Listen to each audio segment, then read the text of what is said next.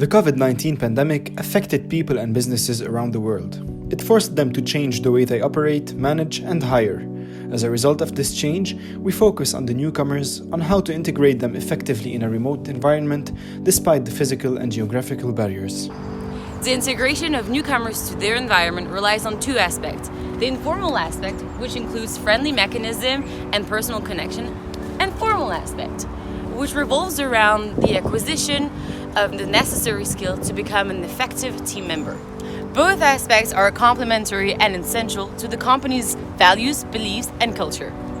With the shift to digital, remote working has become the new norm, and the sudden change to virtual integration has created challenges for companies and new hires. So, how to effectively integrate newcomers in a remote environment? We interviewed 18 individuals on a sample of 15 questions, from newcomers to hiring managers, To gain insights into different practices and routine applied for successful integrations. We used Huff's 6-step framework to analyze our results. It creates crucial roles for an optimal onboarding process for a lasting employee experience. Whether it's on-site or remote onboarding, it is crucial to assign a contact person right after signing the contract and maintaining contact through virtual coffees until the first day of work so that newcomers really feel welcome into their new journey. Starting day one, team members need to be available to the newcomer to avoid the feeling of isolation in the online onboarding period. Scheduling meetings with the entire team is essential.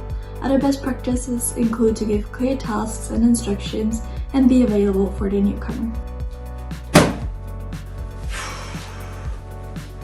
Most of the interviewees had a good first impression of their first working package, but a few had a more difficult time adapting to it, insisting on visibility and help to make sure that they do their job correctly. Receiving sufficient feedback is necessary for the newcomer to feel part of the team, but also to feel like they're adding value to their team. Usually, newcomers visit their departments and their offices during the first week, but that cannot happen in a virtual environment.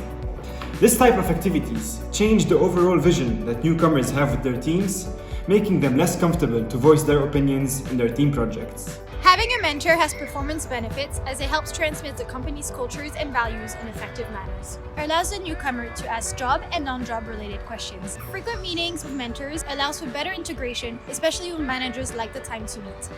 Based on our empirical findings, for an efficient onboarding process, we recommend First, frequent communication to build personal relationship and transmit companies, cultures, and values. Second, assign a mentor to reduce the psychological burden of isolation. And third, a welcome day to ease the integration.